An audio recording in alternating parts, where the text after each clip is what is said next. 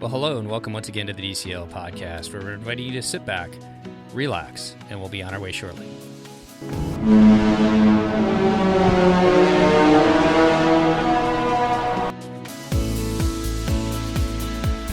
Well, welcome back to the DCL podcast, your podcast to help you and your family cruise a little smarter. And I'd like to welcome back to the show all the way down in California. She's living her best life. How you doing today, Chris? Doing so good. It has been quite a week already, but it's going and things are happening. And I'm excited because we're here to talk about a cool topic. We're talking Disney Cruise Line and we're going to head over to the islands for the second time.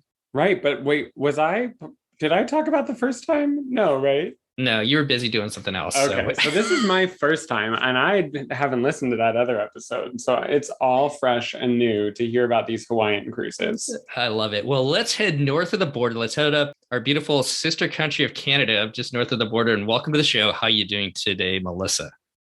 I'm doing very well. Thanks. Well, thanks so much for coming on. These are like those cruises. I think I just got to say it. I love the summertime releases when the summertime release comes out and you get to see like where the different places where some of the ships are going to go. When a cruise like Hawaii pops out, that's one that I think gets a lot of people's attention. Had you booked one of these before?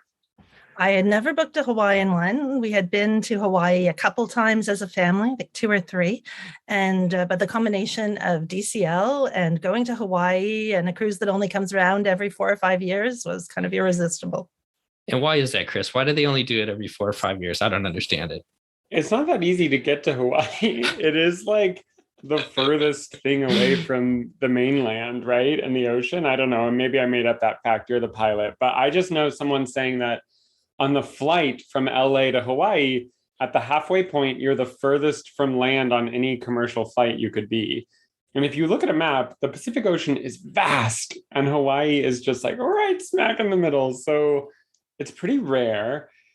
And, like they do the transatlantic, they do the Panama Canal, but these longer cruises are pretty rare. And especially a longer cruise across the Pacific Ocean is extremely rare. And also, final reason, it's really hard to get from America to America because you have to have a foreign port stop. But if you're going there from Canada, then I think you're good to go, right? That's how the laws work. So I guess, lucky to have a Canadian start so that you meet that requirement. Yeah, definitely. So you guys left out of Vancouver. But before we talk about that, let's talk about your cruising background, Melissa. Give us a little bit about how did you guys get into Disney Cruise Line? Did you start off with the parks or did you jump right into the cruises? Well, we almost started off with the parks. We kind of intended to start with the parks, but it's me and my 2 boys. And I found out right before our planned big trip, family trip to Disney World, that they were actually going to go with their dad and his family and grandparents. And there was this whole big trip planned. So we had to do a very quick pivot when they were little. It was kind of, let's just give the cruise a try. It'll be something sort of similar along those lines, but maybe a little bit different from them. So it wasn't just a total repeat. So that was back in 2010. And like a lot of us, you got bit by the bug. And how many cruises have you been on? This was number 16. 16. Disney? Yeah. Wow. Well, I'm now the winner in my family because I've been on 16. Each of the boys has been on 15. So the last couple we had to split up just because everybody's schedules as they got older. So I've done one with each boy separately and 14, the 3 of us. Oh my gosh. And I'm assuming you've been on all 4 ships. Yes, we have. Eager to be on 5. I don't want to spoil the end where you tell us what you have next, but do you have a trip on the wish booked yet? Yeah, we do. Ooh. Everybody voted and wanted to have a chance to go this summer so that we will go together on the wish. That's super exciting. So let's talk about some of the trips that you've been on. What are some of the unique cruises that you've been on being on 16? Have you been to Europe, up to Alaska? What have you guys done so far? So our first one was a 4-night. That was the Wonder. So the Wonder is kind of considered our home. It's our original ship, and it'll always be the one. And so we did the 4-night just to try it out, and then the next thing we thought was, well, let's just try Alaska. And I think that was the first year that Disney went to Alaska in 2011. It was there. I didn't know enough to book an onboard placeholder. I didn't know that you had to book in advance. We got one of the last staterooms on the ship and did Alaska. And that thing that happens to a lot of people where you realize the vast difference between a 4-night and a 7-night cruise happened to us. And everybody was in tears at the end of it. That's probably still our most memorable family cruise, just for having figured out the magic on that second cruise. And then we've done a few others, interspersed with some shorter ones. We did an 8-night that left from New York, and it went down, circled around the Bahamas. It went to Port Canaveral. So we had the Disney day and back to New York. And then we went to Europe. We've done the Med cruise twice, once with the ABD add-on and the other time on our own. We sort of planned it all out on our own. We did the Northern European one in 2015 and did get to St. Petersburg. We did the Iceland one in 2018. So you've had quite a wide experience. What did you think of St. Petersburg? I'm still so glad we went. I feel like, 2 days was great. We did a private tour on our own, and we felt like we got to see absolutely everything. It's one of my favorite cities. I'm so glad we got to go before it wasn't possible anymore, at least for a while. And it's just a magical city, really completely disrupted a lot of the things that I thought about Russia. I thought, there were going to be, all of the different stereotypes, and you don't know quite what to expect. And we got to see the amazing art, the subway that, 5 or 6 escalators deep. It was incredible. Unfortunately for people right now, not being able to stop and see Petersburg is a big loss, but I hope that that's going to come back, because that was just a magical city to visit. So much history, so much art, like you said, and just palaces that are over the top, something that I've never seen before. Yeah. And I think my kids, the nice part about it is everybody, with Russia so much in the news, I think we've been really grateful to know that we were there. We got to see it kind of firsthand. They have a little bit of a better sense that, these are absolutely people who are being in the middle of all sorts of unrest. And, it's one of the reasons why I'm just glad we got to do the travel when we did. And we had the overnight back then. So that gave us a really good chance to get to know it. I've always wanted to do Adventures by Disney. It's considerably more pricey than the cruise line, but did you find that it was a worthwhile endeavor to do an Adventures by Disney? It was funny because I think it was the right thing to do for our first European trip. We had not been as a family. And so it was the add-on to the cruise. So they did all the planning, and we were in this really nice small group of people. So we got to know a bunch of people. The kids had fun. The youngest one was 8 at that time. So they did everything from taking his hand and making sure he didn't get hit by a car in the middle of a piazza, to dealing with the fact that, there's an emergency bathroom stop when we're all lined up to go in and see the David, and the line is completely, being watched over by Italian police who are monitoring it. And of course, my little kid has to go to the bathroom, and they took care of all of that. Yep, no problem. We can make it happen. They had the euros in their pocket. So all of that was really great when the kids are small. But the second time we did it, it was pretty clear that we had missed out on a few things. I don't think that everything was quite as, it wasn't exactly as appeared in the brochure. So not all of the things happened, and things do happen, I guess, for any tour. But there were a few things along the way where the kids both said, yeah, we want to go back and see this in a little bit more detail. So, I think there's definitely pros, but I think we also got to customize it a little bit more when we were on our own. So it was a good introduction. Well, Melissa, before we talk about Hawaii, we were kind of talking ahead of time. When you first cruised with your boys, they were 8 and 4, and now they're 17 and 21. How has cruising changed for you as a family in that time, from that first cruise to the way it is now?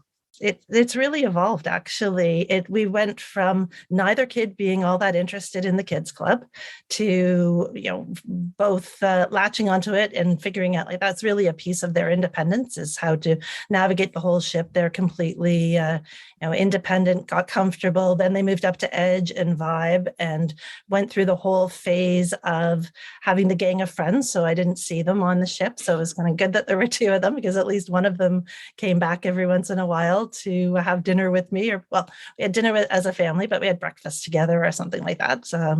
So to this last cruise, where I was taking a 20-year-old the last cruise we were on together, it was his last cruise of Vibe.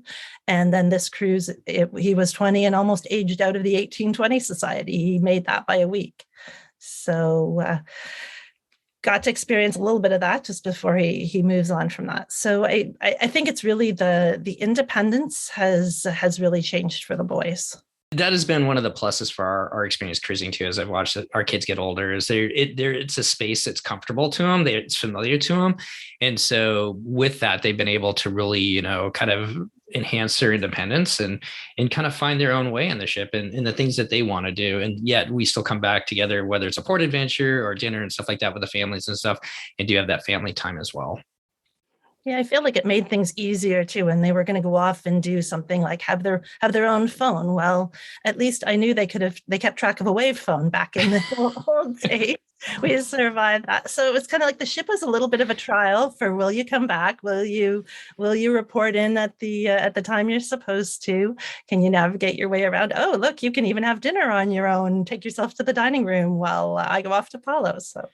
Yeah, our kids ate by themselves in the dining room by themselves for the first time on our last cruise. Well, we went to Palo, my wife and I. So, Chris, you're going to find that here coming up soon in just a little bit over a month, taking your kiddo for the first time on a cruise. Yeah, I hope that they're independent. We'll see. But I do think there's a bit of peace of mind because you're like in the middle of the ocean. So like, where can they go? They're on one of these decks. So that's a nice thing to be able to test out those independent moments. They were totally, they get independent quickly. We were having breakfast one morning when one of my guys was really small. He was, I think, about 6, and he kept talking. We were having breakfast in Triton's, and he wanted to go he wanted to do bingo. I kept saying, no, we're not going to do bingo this morning. No bingo, but you hear the overhead announcements, and he was all about bingo. So he comes up with, I want to go to the bathroom. So, okay, he goes off to the bathroom and nothing happens, doesn't come back. His brother and I look at each other and say, yeah, we know exactly where he is. We just have to go find bingo. So we show up at the lounge in the door where bingo is. He's not only at bingo, he's on the stage. The lovely Disney cast members saw this little kid on his own. They gathered him up. He's all got his wristband on for the kids clubs. They're going to figure it out eventually, but they gather him up. He's on the stage. They're giving him a prize, totally taking care of him. So I think experiences like that, it's a very soft landing for a little kid if they decide they want to try that independence. It's true. It's like safely exploring the world. Exactly. Well, let's pivot to this cruise, Melissa. You guys sail on the Disney Wonder. This time you guys leave out of Honolulu, coming back to Vancouver. It's a 9-day sailing, I believe. 10, actually. 10. And was it just you and the 2 boys on this sailing again? It was just me and the older boy, actually. He goes to school in Vancouver, so it worked out well for his schedule. He was just finishing university at that point, so I was able to go out to Vancouver, connect with him. We flew over to Honolulu together, so it was kind of his reward for ending his university year and his 21st birthday present, and the younger brother had to stay home and be in high school. So you met up with your son in Vancouver. You flew to Hawaii for the cruise. Did you check out Hawaii at all before the cruise? Get some sights in of the islands? We did, of course. We had to. So we had I had 3 days, and we had been there a few times before, but there were a few things we really wanted to go back and revisit, and a few new things. So the number one thing was that we wanted to go to Pearl Harbor. That was top of Liam's list. He had never been, so we planned that all out. Got a rental car, managed to go out to Pearl Harbor. And then, of course, top of my list, the place I had never been was Aulani. So even though we were not actually staying there, we decided to stay in Honolulu and just be closer to the port in Waikiki. But we wanted to check out Aulani and all of the kind of iconic restaurants that everybody talks about getting a chance to eat at and shop at across the road. I just wanted to see exactly what it looked like. So we went to Monkey Pod for lunch. and then walked around the Alani grounds and got to see all of the beautiful view and everything, and maybe plan a future holiday there. The lure of Alani is a lot for Disney fans, even if they're not staying there. I find that people want to at least stop by and see it in person. So exactly, we had to buy a pin and a T-shirt just to say that we had absorbed a little bit of it, and of course, knowing fully well that there were probably hundreds of people there who were about to board our cruise, because that was a really popular sort of plan, was for people to go spend a few days at Alani and then head over to the cruise. Yeah, I bet you Disney maybe even offered transportation for something like that. They did. It ended up being pretty controversial because, with all of the new stuff with port arrival times and how competitive it is, but all of the Alani booked transportation people all got the port arrival time that was the earliest time and the time ahead of, basically anybody but the concierge people. So it turned out, it looked like it was a really good strategy to go from Alani, but then it ended up being very controversial because you had to register for that transportation the day before the ship actually boarded. And there were long lineups and confusion. It isn't something that Disney does all the time, managing the transportation from Alani. There was only one bus, it seemed, that went back and forth. So a lot of people didn't end up with what they were really hoping for as far as early boarding. So I think they had a lovely time hanging out at Alani, but there were a few lineups and hiccups that happened for a lot of people getting over to the ship. But not for you. No. No, as it turned out, we were really stressed because we thought this, the new system, we're having been platinum for a while, we're kind of used to having boarding group 1 in the old system where you just don't have to have a port arrival time and show up, and doing my best at midnight to sign up and get everything organized. Boarding group 9, which is we haven't been boarding group 9 since our second cruise. It all works out fine. So you guys had sailed on the Wonder before, but this is your first cruise since the cruise ship started sailing again. What was it like getting back on a Disney ship and especially the Disney Wonder, which was your first ship? I think we almost couldn't let ourselves believe that it was going to happen until it actually happened. There are so many hurdles to get over. I thought, we kind of planned the whole trip with a sort of a bit of an off ramp at every step. Well, maybe I'll get to Vancouver and the COVID test to get out of the country won't work out. At least I can stay in Vancouver. Then the next one was, well, if we don't get on the ship, we'll stay in Hawaii, and there'll be a plan from there. If something happens on the ship, we'll end up hopefully back in Vancouver, and at least you have a place to stay. So everything was kind of built on this. Well, we hope it happens, but I think we didn't really count on it until the moment that we actually got that clear to sail. And it was really nicely celebrated because they gave everybody a lei as they boarded the ship. And I've never had that kind of welcome gift. There was a flower lei as well as the wooden beads for everybody. And it just really felt like we were celebrating getting back on. And honestly, we just went up to the top deck and stood there and looked around and said, I can't believe we're here. I was waiting. The smell of the ship is one of the things I really missed. And the other thing I really missed was the feel of the teak handrail. When you're just standing by the side and you're looking out and you've got that feel of that super shiny rail beneath your hand. That's one of the things I really, really missed. And we just went up and looked around Honolulu Harbor and just sort of drank in the fact that we had finally made it back. I love that, with the Kolau Mountains in the background and just that, the Pearl Harbor and everything else right there. What just a magical moment to be back on a Disney ship. And I think, Chris, we've talked about this a ton before, but there's so many hurdles that you have to jump through. But once you finally get on board, it's just so magical, isn't it? Yeah, it's definitely a special return.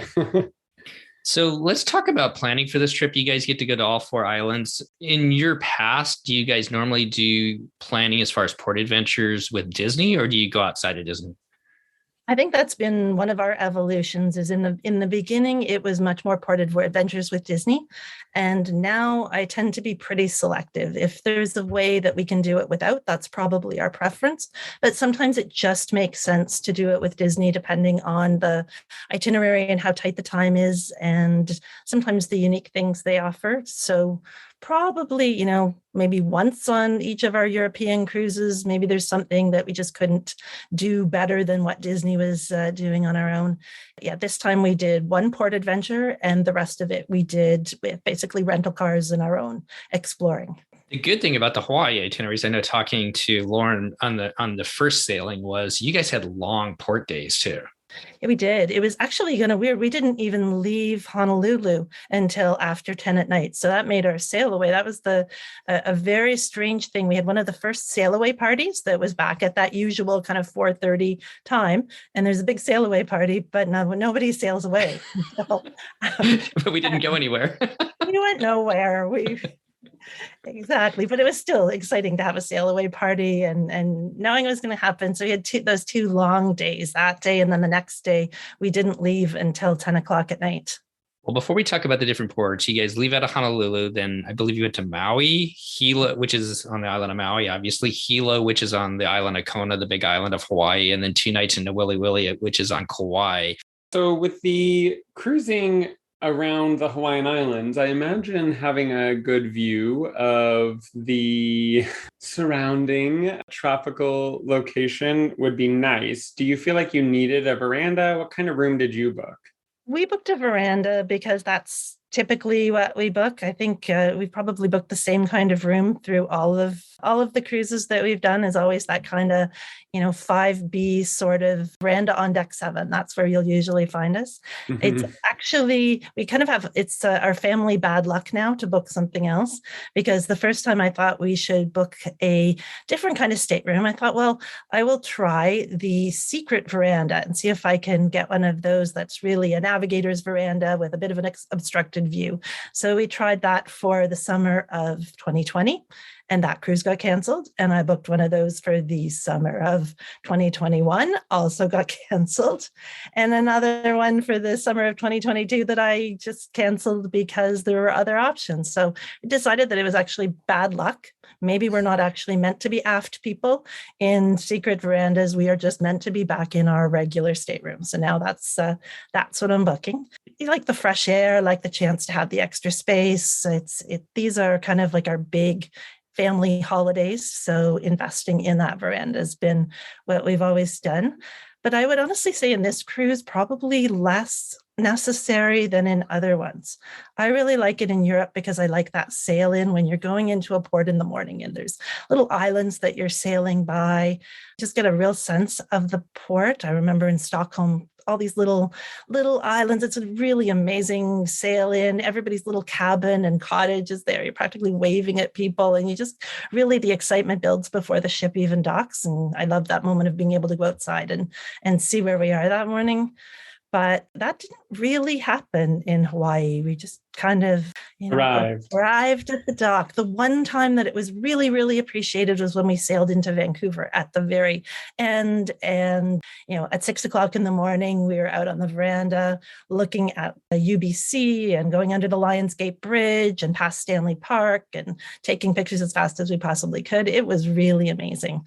But other than that, there probably wasn't a lot to see off of the veranda. I don't even think we sailed by a lot of scenery in the islands per se. It was much more for the exploring part of things, getting off the ship. So, and of course the weather changes, which we'll probably talk about later. But the weather changes in this cruise a lot from when you're in Hawaii to when you're sailing back, and so less and less useful for the veranda as we got closer to Vancouver. So, well, I mean, one of the reasons these cruises were placed when they were is because they were ahead of the Alaska sailing season, right? So basically cold weather for cruising a tropical island. So you're probably having a bit of bipolar experience, being in the colder Canadian weather and then also being in Hawaii, which can get cooler, though. Steve, correct me if I'm wrong, Hawaii's like a more like annually average temperatures, right? Yeah, it gets warmer in the summer. It can get a little cooler. Sometimes like if it's windy or if a rain shower goes through, but you're still talking the 70s, although it could be a little bit cooler in the evenings per se, where a lot of times like in this time of year, you should be fine. But a lot of times people are wearing, it's kind of like being in California, you get your sweatshirts on, your North Face on, and some of the Hawaiians do. in December. Actually, really nice weather in the days when we were there, but it was really windy. So the as far as rough sailing and rough seas, it was much windier and rougher in the nights and trying to go between those little Hawaiian Islands, which I would have assumed would not have been a big deal. I thought we're not covering a lot of ground and, short distance, it'd be fine, but it was not what I expected that way. I thought it would be rougher going back across the Pacific, and it was much rougher in between the islands sailings. And once we got going back to Vancouver, it was pretty smooth. Yeah, actually, you make a pretty good point because there are a couple channels, especially between the island of Oahu and Maui. I can't remember the name of the channel itself, but it is a very windy kind of, and a lot of water movement there. So kind of like when you leave Port Canaveral, for people who have left out of Port Canaveral and you go over to I think it's the Florida Straits there. Sometimes it can be really bumpy either that first night when you leave and when you come back. It was like that pretty much the whole time we were between the islands. Okay. Well, let's talk about food, something that's near and dear to Chris's heart. You get to go to Tiana's place and then obviously Animator's Palette and Triton's. You've been on the Wonder before. Had you been to Tiana's before? We had been to Tiana's once before, but it was before they redid the French Quarter Lounge. So okay. Tiana's was a second visit, but the French Quarter Lounge was actually a really nice first visit. We were surprised how much we spent in the French Quarter Lounge. We really enjoyed that space with the music and just the ambiance and everything else. We'd stop in there for a drink before dinner. We had the late night dinners the last time we were on board. So we really enjoyed it. How about you?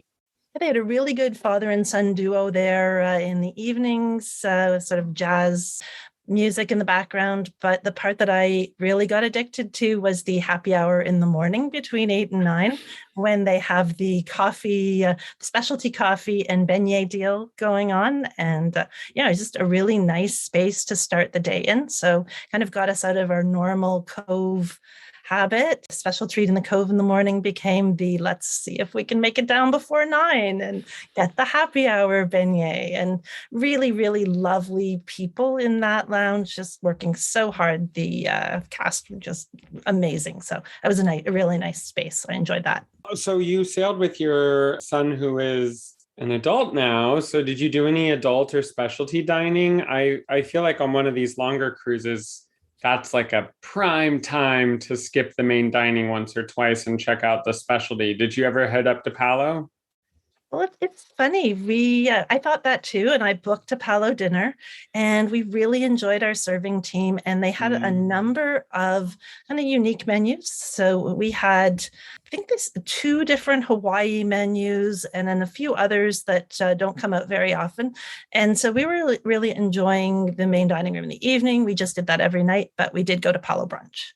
Okay, yeah, Palo brunch is a star, something that Steve has never experienced because I don't know why. It's really confusing, to be honest. But that being said, how did you find Palo brunch? It's different. Everything at Palo is different now than when you last sailed. So was it different for you?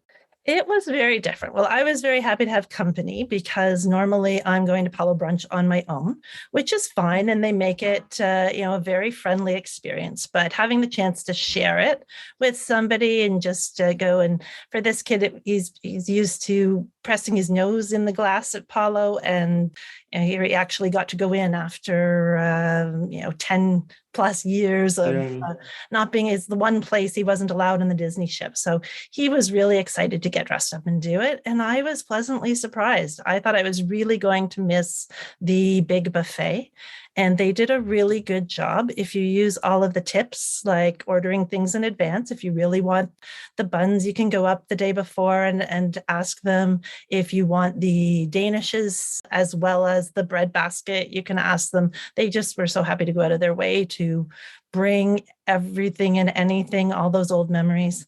The one thing they don't have is the champagne jello with the berries on it, which was always my number one favorite at Palo. They don't have that available, but everything else was there, and it was really nice. When we went, they didn't have the chocolate-covered strawberries, which they sell those chocolate-covered strawberries for like $20 a strawberry and vanilla peas or whatever. So whenever I go to Palo brunch, I'm like, I'm just going to eat, my money's worth of chocolate-covered strawberries and call it a day. But they didn't have those anymore. So I was like, darn. But it is delicious. And I bet it's really cool to be able to experience it with someone who's never experienced it before, but has been on so many cruises. So that's really special. They do put a few extra tables in the center in that old the area that where they used to have all of the buffet. Now there are tables. So I was trying to console myself that this way at least a few other people would get to have reservations since it's still so hard to get.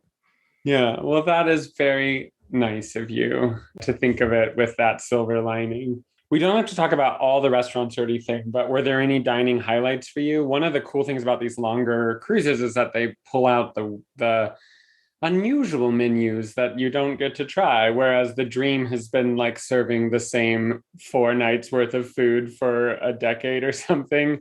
You get these longer cruises where they can try out some adventurous different menus. So were there any highlights for you?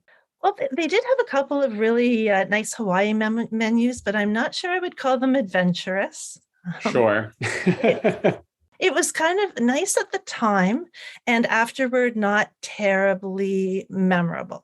We did think they did a good job of putting in more seafood. I think they put in more sort of Asian influenced food for some of the special Hawaii menus. There were things, more macadamia nuts were involved, bananas, pineapple type things, but it was pretty much the standard Disney fare. I don't think you would have to be worried that you were going to get on some really odd menu. It was really the same sorts of things repackaged with a little bit of a Hawaiian flair.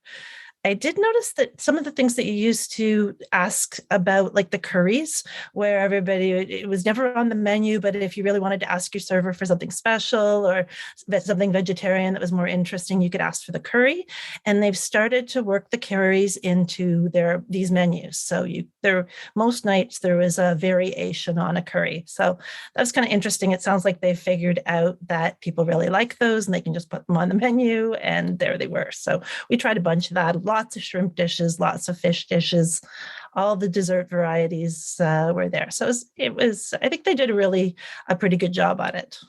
Well, let's stick with the Hawaiian theme there. What other types of things did they do, whether it was entertainment or did they have lecturers on board to kind of teach you about the islands? What other types of kind of Hawaii? I think it's great that you guys got lazy you got on board. I didn't heard that before, so that's pretty exciting. What other kind of things did they kind of intertwine in this cruise?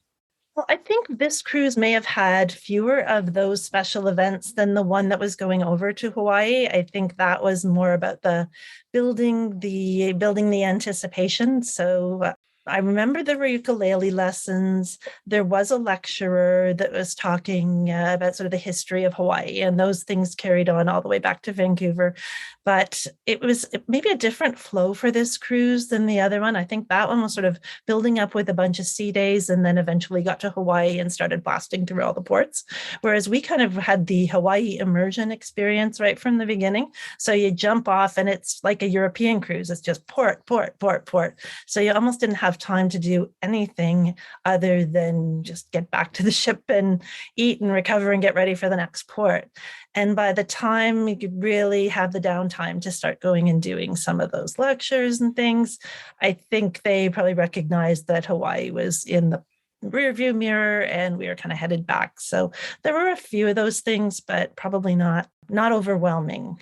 I didn't really think about it being, since you guys were kind of like immersed right away into everything, and then you've got your 5 days to enjoy and kind of relax a bit as you head back to BC. Well, let's jump into the ports themselves. You guys start off with the port of Maui. What did you guys have planned there? I had always wanted to do the road to Hana. So that's the one where we did the Disney port adventure. And it was probably really fortunate. I think there were a lot of struggles with port adventures on these cruises, maybe because Disney doesn't go to Hawaii very often. So they don't necessarily have all of these tours just ready to go, flowing, booked time after time. Maybe it was because there have not been a lot of tourists on the Hawaiian Islands and it's just starting to come back with cruising. But I think there were a lot of difficulties with availability of port adventures and things maybe getting canceled. So we got really lucky that we got on the Road to Hana excursion, and that one actually worked out very well. So tell everybody a little bit about that, what that is, because that's a long drive out to just a magical town of Hana. You get to do like more turns in one road, I think, than any place else in the US and see some amazing waterfalls. What did you think? It was amazing. It was a small group. So there were two kind of 20 passenger vans and two really good tour guides. The two little vans went separately. And I was really glad that somebody else was doing the driving, even though we didn't have to be back till 10 o'clock at night. It was definitely the kind of road where I would not have wanted to be navigating it, especially after dark. And the bus driver is quite funny because he said that in Maui, you can tell all of the rental cars because the license plate numbers all start with the same letter. So it's really easy for the locals to figure out who is a tourist with a rental car and sometimes give them a bit of a hard time, be a bit impatient on that road that they drive all the time. And the tourists do a lot of backing up and trying to figure out where they want to stop. Whereas we had the perfect tour guide. He knew where all the little waterfalls were. He knew where to pull in for the secret cave. He was so good with all of the older people on our bus. This was definitely a cruise of older people. And so he was really, really good at making sure people with mobility problems could get on and off and see some of the things. And then we got all the way to, and we stopped for lunch and banana bread and a really nice picnic at a farm outside of Hana. And lots of photo stops, chance to be on the black sand beach, just really epic scenery. And at the end, the reward for everybody being on time was a stop on a beach right back near the ship where they had what looked like a bunch of rocks. And I'll send you a picture of this, but it was just a bunch of rocks lying there, pretty unimpressive until we get closer and closer and you realize it's a whole bunch of turtles. Oh, wow. What a way to end that. What a way to end just a magical day, huh? Yeah, it was absolutely excellent. And we were really lucky. It had been raining on Maui a lot, and we had a misty but reasonably rain-free day, and just so magical to get a chance to go see Hana. Well, from there, you guys head over to the big island of Hawaii. Instead of stopping into Kona, the town of Kona itself, you guys go around to the other side and stop in Hilo, which is the rainy side of the island. How was that day for you guys? What did you guys have planned? What'd you do? That was Mother's Day for us, actually, and the sun was out, which is really nice. We went and just rented a car and drove down to the Volcano National Park. Actually, Liam had been to the Big Island pretty recently. That's my son, and he had gone there for his reading week. So he was an expert on Volcano National Park. It's kind of ridiculous to get there twice within a couple of months, but he wanted to sort of show me around, and so we just did a short hike, got to see the volcano crater, saw lots of other Disney folks on Port Adventures having a great time. And then on the way back, we stopped. There's a little winery called the Volcano Winery. Little not well marked off that main road down to the national park, but a cute little winery where we got to do a little bit of sampling and brought home a souvenir. So it was a kind of a shorter day. There wasn't as much to do in Hilo. I think in general, most people were really kind of looking for things to do, but it was good for us. That was plenty, and we kind of used that as our off day after the big Road to Hana day. A good way to kind of relax and just take in just the spectacle of the Volcano National Park too. And the wine. And I know there's a winery on Maui. They do pineapple wine. Was it pineapple wine there too, or was it? It was, I think it was guava wine. Guava, okay. Yeah, really interesting, sweet, just kind of epic that it was actually made right there in this land that looks like nothing you've ever seen, right? Like it's just this completely barren landscape with volcano clearing. And then, yeah, of course, there's a winery there. Why wouldn't there be, right? Right. Chris, take us into Willy Willy. I just want you to say that word. Well, there's nothing like a good fruit wine. I feel like I'm channeling Herb Erglinger's fruit wines now, but I would love to see an active volcano. Did you see an active volcano? Well, apparently it is active all of the time, but we did not see sort of the lava gushing out. There was maybe, if you squinted, a little bit of a red section in like way over in the canyon if we really tried hard to imagine it.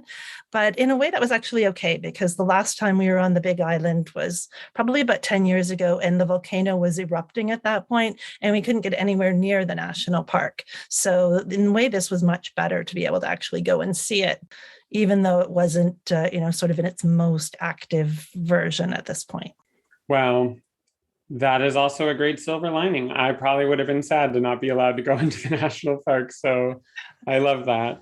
And then next you went to Willy Willy? Yeah, no, it's called, believe it or not, it's No Willy Willy. No Willy Willy. No Willy Willy. No Willy Willy. Okay. And where is that? I don't think I've heard of No Willy Willy. It's on Kauai, and No Willy Willy is near the airport, near Lihui Airport. And I don't know why it's called No Willy Willy. I almost didn't believe that that was really the name of it. But once Captain Fabian said No Willy Willy a few times, then we believed it. I think he enjoyed saying it as well. And what is there to do in No Willy Willy? I think No Willy Willy is really just where the cruise docks. Oh, okay. Yeah, it's so, just the airport. Okay.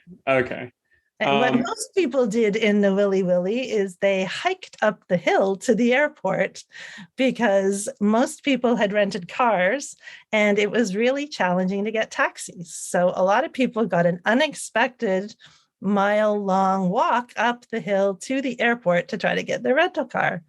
That is it. There's No Willy Willy, Chris, right there. Oh. It was just like a little, like kind of a little low valley on the side of Kauai. Well, the cruise industry in Hawaii is not actually very prevalent because it's so hard to successfully operate a cruise line in the islands because of that stopping in a foreign port law. So what is it just Pride of America that's the only ship that regularly sails around the islands? So I feel like, these ports are probably not seeing a ton of cruise passengers very often anyway.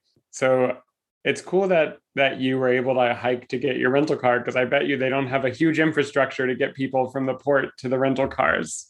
I think you're right. I think they don't see a lot of cruise passengers. And they really don't see a lot of Disney people. And I think Disney people, in the way that they sort of like to plan their days off the ship, this wasn't a kind of retirement cruise. This was a lot of people with a lot of plans. So I think it seemed like it was just a little bit overwhelming for that part of Kauai. But luckily, we were the second ship in, the second Disney one. So there were quite a few locals saying, how often does that ship come? Because it had just been there a few days before. Now it was back. It was starting to seem like it was going to be there all the time. And so I think they were a little puzzled at this whole phenomenon. I mean, I would be so curious if Disney could maintain like a summer season or something out of something like this. As like they grow the fleet, is this something that there is enough demand for, or are those 5-day crossings just like a little too adventurous for the average family? I think it's probably the latter. I think you would find that there is a limited market for this, but I would do it in a heartbeat. I'd probably do this before I would do transatlantic because, while the transatlantic is iconic and I would obviously be singing My Heart Would Go On for 5 days, I also feel like it's better to start in Europe and sail around Europe and get all the different, iconic sites. Whereas with Hawaii, it's like you want to see the islands, but also there's something special about sailing from the mainland to get to these really remote islands. Exactly. I think it would be nice if they could do this sailing more often. I think people would sort of plan around it. But it was also really, I think the timing of it at the beginning of May, end of April, meant that a lot of people are not necessarily free. Definitely not a lot of families are free. So it was a cruise mostly of parties of 2 and very few kids. We had only 60 kids on the whole ship, which was very different than some of the other longer sailings we had been on. I don't know if that's typical of transatlantic, similar time frame, but it definitely seemed kind of unusual to us. It's just such a tough time to bring kids out of school. I mean, a lot of people, we're not opposed to taking kids out, but that's like right as they're finishing, their school year and everything like that. And so it just gets to be a really tough time to take kids out of school, to your point. So you guys spent 2 days in Kauai there. What did you guys have planned and what did you guys do? What did you guys get to experience? Well, we actually took a little bit of a page out of your book and did one of the audio guides, downloaded an audio guide. The whole, other than the port adventure, every island experience we kind of designed so that it could be canceled at the last minute. I really didn't want to count on the fact that we could, do any of these things. It could all fall through. I wanted it to be cancelable. So we had rental cars and we downloaded one of the audio guides, got the rental car, and just explored literally every corner of the island that we possibly could. So it was our first time getting up to Honolulu and to the North Shore, getting to see the lighthouse, getting to see those beaches. It was absolutely just amazing. And drove down to Poipu, got to see Spouting Horn, stopped at coffee shops, sampled Hawaiian coffee along the way, just had like a really nice laid back driving around time with my 20-year-old who's more of an adventure person than he is a beach person. So yeah, definitely wanted to get a feel for Kauai because that was an island that he had never been to. So we did a whole lot of driving and adventuring. And then one of the best things about being in the Facebook group for the previous cruise is that a bunch of people posted photos of what they had done that was their favorite thing. And one family posted a photo from AirVenture, which was their flight seeing tour over Kauai. And Kauai is the Garden Isle, and it's really all about the scenery. It's got the Nepali cliffs, it's got a great big canyon, it's got just some epic waves, but the topography is really different all over the island, and you don't really get to see that from the car. So the big 21st birthday present for my big kid was that he got a flight around the island at the very last afternoon before we left. And you did that too? Yes. Yep. Yeah, I did. I had done a helicopter tour quite a few years ago when we were there, and it was interesting, but it was really kind of like lower down at the level of flying right beside the cliffs, whereas this was a Cessna 182, so it was bigger, faster, sort of more up, getting a more broad bird's eye view. We got to go see all of the waterfalls, the little tiny waterfalls that you can't really see from the ground, just sprouting out of the tops of mountains. Yeah, it was incredible scenery, and we got really lucky with the weather. That is the one tough thing. And I'm glad that you guys did and the previous cruise too did, because Kauai can sometimes get rained in. It's the rainiest of the four islands, generally speaking, and a little bit cooler too. So having those clear days to be able to see all that scenery, I'm just so happy that you guys were able to do that. It was really interesting sort of comparing the flight versus the helicopter. It's hard to say which one I would do if I was going to do it again. They're both quite different, but I felt we had a helicopter pilot who was really more interested in the scary adventure part of it. He was kind of wanting to show off that he could fly up to the walls of canyons and stop dead and everything was fine. That wasn't so much my speed. I was happier to get the big, broad view of the island and get to see the whole thing all in an hour. So that worked out really well. Glad that people had posted that experience because we phoned and it was available and we just got lucky. Well, I'm glad you guys just had such a magical time on this cruise, Melissa. Just a couple of questions, I guess, before we finish up then. Chris, do you have any questions that are sticking in your brain? So how do you feel about this? Do you have any regrets doing sort of like the islands first and the sailing second? If you could do it differently, do you think you would rather try sailing first and islands second? What's your sort of overall thoughts on this itinerary? I think that we didn't have much choice between the two of them because these were the dates that worked out. I think the nice advantage that we had was for the first time, normally we're flying down from Canada, we get off the ship in Port Canaveral, or sometimes in Europe, there's always a big flight home. And the nice part about the way we did it was that we just ended up in Vancouver, which is where we had a bit of a base. So we were able to just kind of take a taxi 15 minutes and be home. And having that experience was definitely a first on a Disney cruise. So I was glad to do that. But I think, and the other, I think, pro of this, doing it this way, was that we got to see all the islands. So I definitely preferred this itinerary, but I think it's rougher, and my son would agree, rougher to do all of the ports all at once at the very beginning. It's just a lot of pressure. We didn't really get to settle into the cruise until we were kind of halfway through it. So it really felt like there were two separate cruises. Even things like the stores didn't open for 3 or 4 days because we were always leaving ports late. There was no time for them to open. So there were a lot of things that we were having to wait to do while everybody was running around the islands. But it sure was nice to have the 5 sea days at the end. We had to deal with the time change, which got earlier and earlier every day, as people sometimes say on the transatlantic. The eastbound is a little bit rougher for the time change, made it hard to stay up at night and take in all of the nightlife. But I think either way is pretty good. I would do it either way because it's just an amazing experience to be on for 10 days, 5 consecutive sea days. It's probably quite good both ways.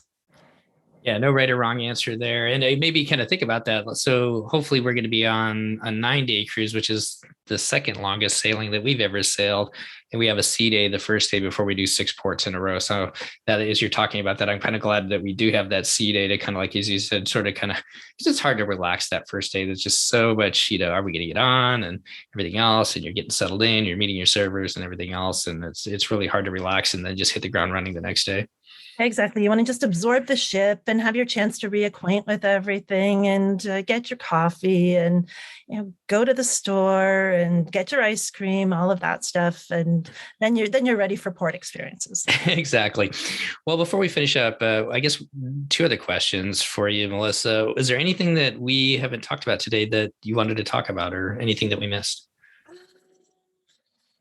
I guess just a couple of other special things for us that happened on this cruise that we really enjoyed. One of them was having the chance to see a Broadway performer. So one of the things about the longer cruises that we like is some of those special things. They finally brought back the special get together for the platinum and gold castaway members, which they have not been doing even on the longer cruises. That used to happen on 7-night cruises. Then it got to 8 and above. Then it wasn't happening, but it seems to be back. So that was good. And my first time getting one of those talks from the Broadway performer on board, which was a really amazing guy named Zach Konanoff, who was playing Olaf in Frozen and did the most humble talk about his career and all of his experiences auditioning, which really makes you think about the glamorous life of a Broadway performer.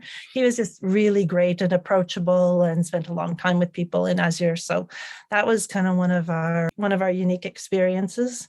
And the other thing that happened to us that was great was we met a cast member who we had gotten to know on our first longer cruise in 2012.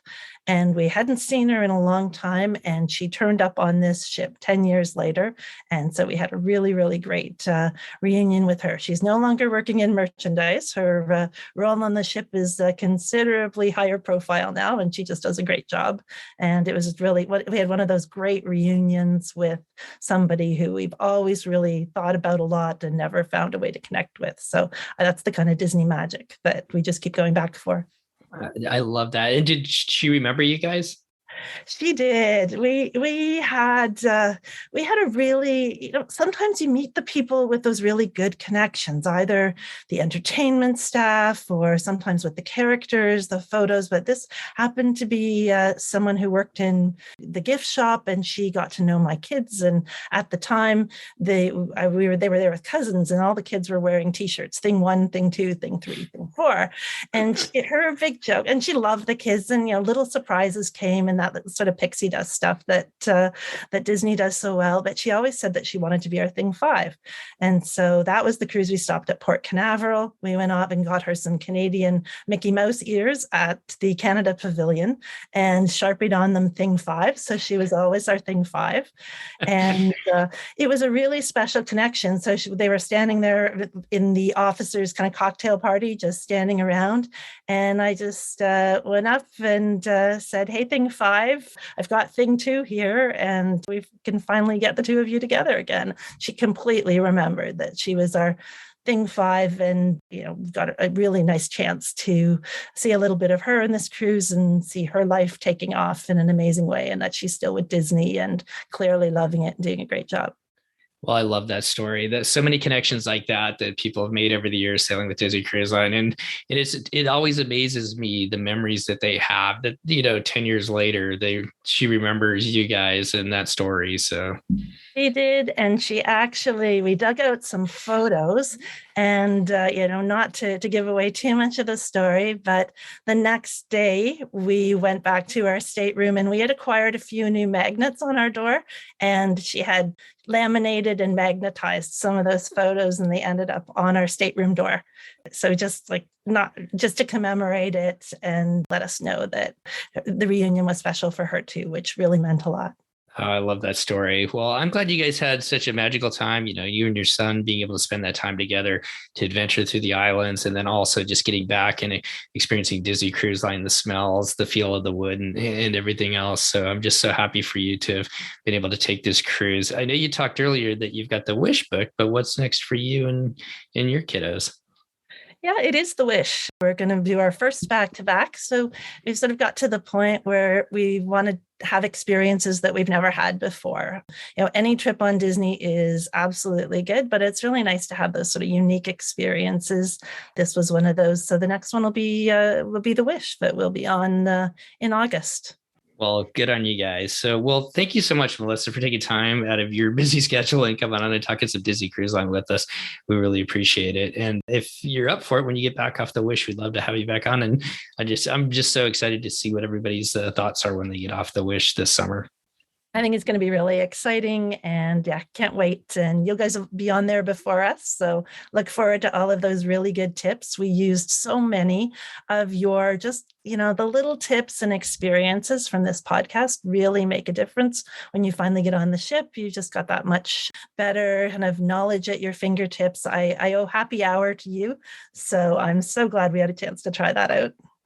Well, thank you so much, Melissa, for those kind words, and all the best to your family. And like I said, we'll try and figure out the Wish together and get that out. And please come back on and let us know how it goes for you and your kids when you get back. Thanks very much. Have a good summer. All right. Cheers. Same to you, Melissa, and we'll talk to you soon. Bye. Take care. Bye-bye. Well, that's going to wrap up our show today. Once again, I really want to thank Melissa for coming on and sharing her and her family's, her son Andrew's experience as they sailed from the Hawaiian Islands back to Vancouver, one of those magical cruises that I think a lot of us would love to do someday. As you can tell, we are slowly working through a lot of interviews that we did last spring and getting them out to you just as quickly as you can. I know that we've got a lot of people lined up to do interviews this fall, and we're getting through them just as quickly as we can. Unfortunately, we've got a lot of we're just busy right now. It's the school has started and whatnot, and with jobs and everything else, we are just getting to them as quickly as we can. So thank you for your patience. I know a lot of people are excited about the Wish. We've got several more Wish interviews coming up as well, so look for those here in the near future. If you've been enjoying the show and know others who would enjoy it as well, we sure would appreciate it if you pass it along. That helps us get a little bit better known in the Disney cruising podcasting community and just the cruising podcasting community in general. And also, if you have time to go over and leave us an iTunes review, we do appreciate that as well. That helps our show get noticed and helps people find it. So that helps us quite a bit. Thank you so much for each and every one of you who have done that recently. As always, we'd like to give a huge shout out to our Patreon supporters. They help bring this show to you each and every week ad-free. If you'd like to find out more on how you can support our show, you can go to patreon.com/DCL podcast and find out all the information there. Well, as we move into the fall, if you're heading down to the parks for Mickey's Not So Scary or Oogie Boogie Bash down to Disneyland, heading out on a cruise with Halloween on the High Seas, or just getting ready to help the kids get back to school and get the fall started. On behalf of myself, Steve, Christy, and Chris, all of us here at the DCL Podcast, we want to wish you to be well, enjoy time with family and friends, and we'll see you next time on the DCL Podcast. The DCL Podcast is not affiliated with the Disney Cruise Line, Walt Disney Company, Adventures by Disney, or Run Disney. All of the opinions expressed on our shows are those of the hosts and the guests who appear on the show.